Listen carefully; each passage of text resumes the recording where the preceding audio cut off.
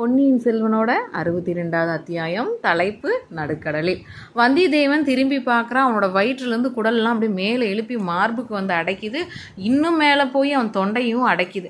அவனோட தேகத்தில் 1000 மின்னல்கள்லாம் வந்து பாயிற மாதிரி இருக்குது. நல்லா பழுக்க காய்ச்சின 1,00,000 ஊசியோட முனைகள்லாம் அவன் தேகத்துலலாம் துளைக்குது. அத்தகைய பயங்கரமான காட்சி அவன் கண்முனை இருந்ததுனால தான் அவனுக்கு அப்படியெல்லாம் தோணுது. அப்படி என்னப்பா காட்சி அப்படின்னா, முடிவே இல்லாமல் பறந்துருந்த அந்த இருளில் அங்கங்கே 10, 20 ஏன் 100 அக்னி குண்டங்கள்லாம் தோன்றுது. அக்னி குண்டங்கள்லாம் தோன்றுதா? ஆமாப்பா, அதில் புகையெல்லாம் எதுவுமே இல்லை, வெளிச்சமும் எதுவுமே இல்லை, கீழே விறகு போட்டு எரிச்சதுக்கான எந்த ஒரு அடையாளமும் இல்லை, தீ புலம்புகளுமே இல்லை, வெறும் நெருப்பு பிண்டங்கள் மட்டும் கண்ணுக்கு முன்னாடி 100 கணக்காக தெரியுது. பூமியிலேருந்து எப்படியோ எழுந்து அவன் வந்து நிற்கிது. அந்த பிண்டங்கள்லாம் திடீர்னு அந்த பிண்டங்கள்லாம் மறைஞ்சு போகுது. திடீர்னு பிண்டங்கள்லாம் குப்பு குப்புன்னு எரியுது. அப்படியே இந்த ஒரு பிரம்மாண்ட கரிய இருள் அவனை சுற்றி நிற்கிற மாதிரி வந்தியத்தேவனுக்கு இருக்குது.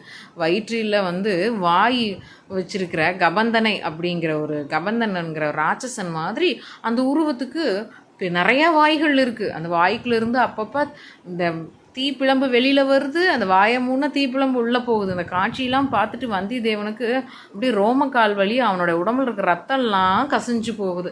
அப்படி ஒரு இதில் இருக்கான் வந்தியத்தேவன். அந்த பீதியில் அவன் என்றைக்குமே வந்து இருந்ததே கிடையாது. ஏன் சொல்லப்போனால், பெரிய பழுவேட்டையரோட பாதாள நிலவரையில் அவன் மாட்டிக்கிட்டான் பார்த்தீங்களா, அப்போ கூட அப்படி ஒரு பீதி அவனுக்கு இருந்தது கிடையாது. இவ்வளோ பீதியில் நின்றுட்டு இருக்க வந்தியத்தேவனுக்கு பின்னாடி ஹஹா அப்படின்னு ஒரு சிரிப்பு பயங்கரமாக கேட்குது. அச்சோ, நீ யாருன்னு தெரியலையே அப்படின்னு சொல்லி வந்தியத்தேவன் மெல்லமாக திரும்பி பார்க்குறான். திரும்பி பார்த்தா அந்த பூங்குழலி தான். அப்பாடா, வேறொரு சந்தர்ப்பத்தில் இப்படி ஒரு சிரிப்பு கேட்டுச்சுன்னா கண்டிப்பாக அந்த பயங்கரம் மட்டும்தான் அங்கே உருவாயிருக்கும், சந்தோஷம் உருவாயிருக்காது. ஆனால் இப்போது அதே சிரிப்பு தைரியத்தை கொடுக்குது வந்தியத்தேவனுக்கு.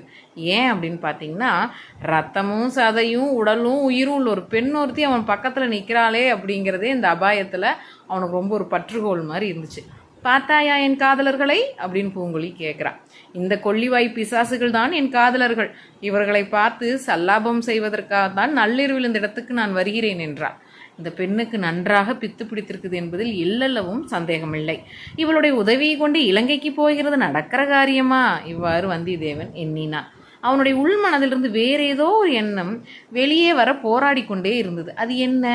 இந்த கொள்ளிவாய் பிசாசுகளை பற்றி ஏதோ ஒரு விஷயந்தான் நம்ம மனதுக்குள்ள ஏதோ போராட்டம் நடந்து கொண்டே இருக்கிறதுன்னு வந்தியத்தேவன் நினைக்கிறான். உன்னுடைய சிநேகிதன் சேந்தன் அமுதனால் இத்தகைய காதலரோட போட்டியிட்டு என்னை ஜெயிக்க முடியுமா என்று பூங்குழலி கூறியது கிணற்றுக்குள்ளே இருந்து வரும் குரலை போல அவனுக்கு கேட்டது. ஏனெனில் அவனுடைய உள்ளம் அப்போது எதையோ ஞாபகப்படுத்தி கொள்ளவே முயற்சி செய்து கொண்டிருந்தது. கடைசியில் ஒரு பெரிய போராட்டம் மனதிற்குள்ளே தான். இந்த போராட்டம் இதோ ஞாபகம் வந்துச்சு. கந்தகம் கலந்த பூமி பிரதேசங்களில் தண்ணீர் வெகு காலம் தேங்கி நின்றால் சதுப்பு நிலமாகும். அத்தகைய இடங்களில் இரவில் இம்மாதிரியான தோற்றங்கள் ஏற்படும். பூமிக்குள்ளே இருந்து கந்தகம் கலந்த வாயு வெளியில் வரும்போது நெருப்பு பிளம்பு வருவது போல் இருக்கும். சில சமயம் நீடித்து நிற்கும், சில சமயம் குப் குப் என்று தோன்றி மறைஞ்சும் போயிடும். இந்த இயற்கை தோற்றத்தை கண்டுதான் அறியாத மக்கள் பயப்படுவாங்க. சிறிது நேரத்துக்கு முன்னாடி வந்தியத்தேவன் கொள்ளிவாய் பிசாசு என்று பயங்கர பெயர் கொடுத்து பீதி அடைந்தான் அல்லவா, அது மாதிரி இப்படி பெரியோர் சொல்லி அவன் கேள்விப்பட்டிருந்தது ஞாபகத்துக்கு வந்துருச்சு. பிறகு அவனுடைய அறிவுக்கும் பயத்துக்கும் மிகப்பெரிய ஒரு போராட்டமே நடந்துச்சு. அறிவு தான் வெற்றி பெற்றுச்சு. ஆனால் அதையெல்லாம் இந்த சமயத்தில் இந்த பிரம்ம பிடிச்ச பெண்ணிட்ட போய் சொல்லி பயனே இல்லை. எப்படியாவது அவளுக்கு நல்ல வார்த்தை சொல்லி அழைச்சிட்டு போயிடணும்னு வந்தியத்தேவன் நினைக்கிறான். பெண்ணே, உன் காதலர்கள் எங்கும் போய்விட மாட்டார்கள், இங்கே தான் இருப்பார்கள். நாளைக்கும் அவர்களை வந்து பார்க்கலாம் அல்லவா, வீட்டுக்கு போகலாம் வா என்றான். அதற்கு பூங்குழலி மறுமொழி ஒன்றும் சொல்லாமல் விம்மி அழத் தொடங்கினார். இது என்னடா தொல்லை என்று வந்தியத்தேவன் எண்ணினான்.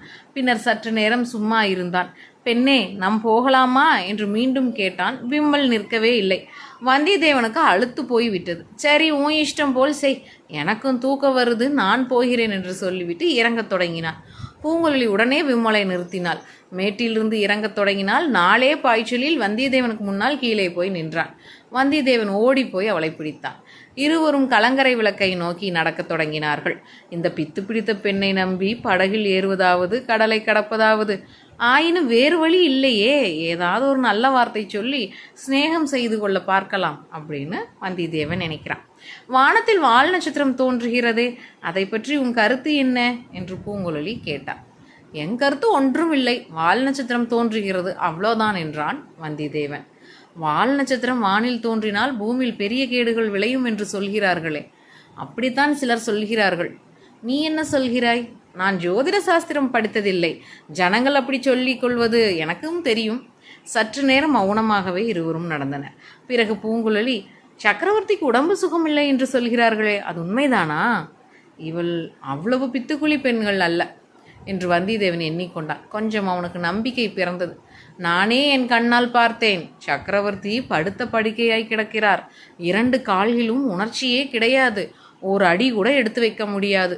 அவரை குணப்படுத்த மூலிகை கொண்டு வரத்தானே நானும் வந்திருக்கிறேன். பெண்ணே, எனக்கு நீ ஒரு உதவி செய்வாயா என்று கேட்டான்.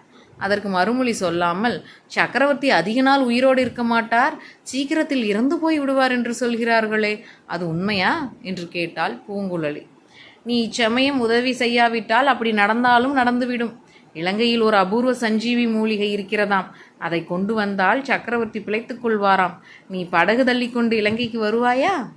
சக்கரவர்த்தி ஒருவேளை இறந்து போனால் அடுத்தபடி யார் பட்டத்துக்கு வருவார்கள் என்று பூங்குழலி கேட்டது வந்தியத்தேவனை தூக்கி வாரி போட்டது.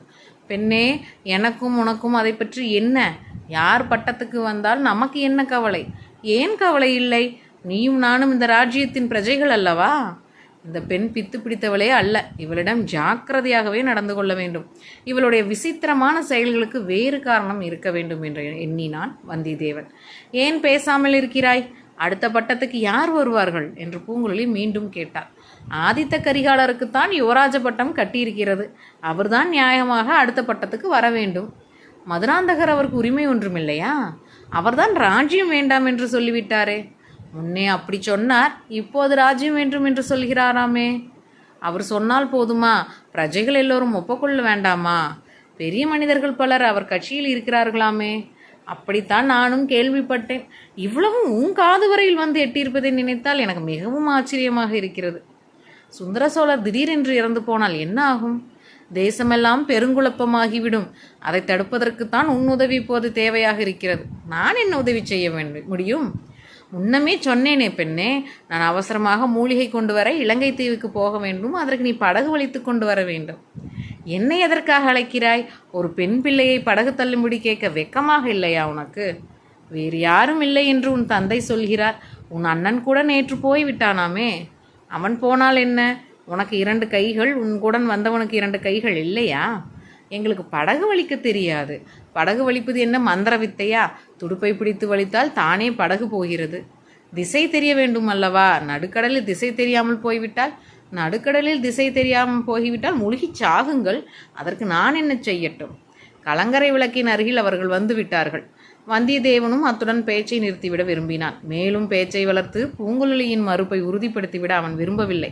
அவள் அவ்வளவு கண்டிப்பாக மறுமொழி சொன்ன போதிலும் அவளுடைய குரலிலும் பேச்சின் தோரணையும் அவனுடைய உள்ளத்தில் சிறியதொரு நம்பிக்கையை சுடரை உண்டாக்கியிருந்தது.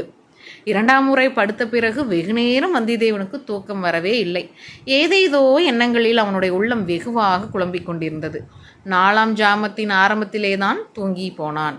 தூக்கத்தில் வந்தியத்தேவன் கனவு கண்டான்.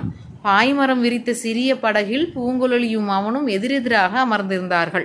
நாலாபுறமும் கடல், எங்கு நோக்கினாலும் ஜலம், இனிய பூங்காற்று. படகு அக்காற்றில் மிதப்பது போல போய்கொண்டிருந்தது. பூங்குழலியின் முகம் அழகே வடிவமாக பொழிந்தது. சுருண்ட முடி நெற்றியில் ஊசல் ஆடிக்கொண்டிருந்தது. சேலை தலைப்பை பறந்தது. எங்கே போகிறோம், எதற்காக போகிறோம் என்பதெல்லாம் வந்தியத்தேவனுக்கு மறந்து போய்விட்டது. பூங்குழலியுடன் படகில் போவதற்காகவே இத்தனை நாள் பிரயாணம் செய்து வந்ததாக தோன்றியது. ஒன்றே ஒன்று குறைவாக இருந்தது. அது என்னவாக இருக்கும்? பூங்குழலியின் பாட்டு. சேந்தன் அமுதன் சொல்லியிருந்தான் அல்லவா, பெண்ணே, உன் பவளவாயை திறந்து ஒரு பாட்டு பாட மாட்டாயா என்றான் வந்தியத்தேவன். என்ன சொன்னாய் என்று பூங்குழலி புன்னகையுடன் கேட்டார். ஆஹா, அந்த புன்னகை 7 உலகம் பெறாதா? உன் கனிவாயை திறந்து ஒரு கீதம் இசைக்க மாட்டாயா என்றேன். கீதம் இசைத்தால் எனக்கு என்ன தருவாய்? உன் அருகில் வந்து உன் அழகிய கன்னத்தில். பூங்குழலி உடனே தன் மடியில் இருந்த ஒரு கூரிய கத்தியை எடுத்துக்கொண்டார். கத்தியை பிடித்த கையை ஓங்கினாள். இதோ பார், அந்த பாய்மரத்துக்கு அப்பால் ஒரு அணு அளவு நீ வந்தாலும் உன்னை இந்த கத்தியால் குத்தி விடுவேன். கடல் மீன்கள் மிக பசியோடு இருக்கின்றன என்றார். வந்தியத்தேவனுக்கு எதற்கப்பா இந்த வம்பு?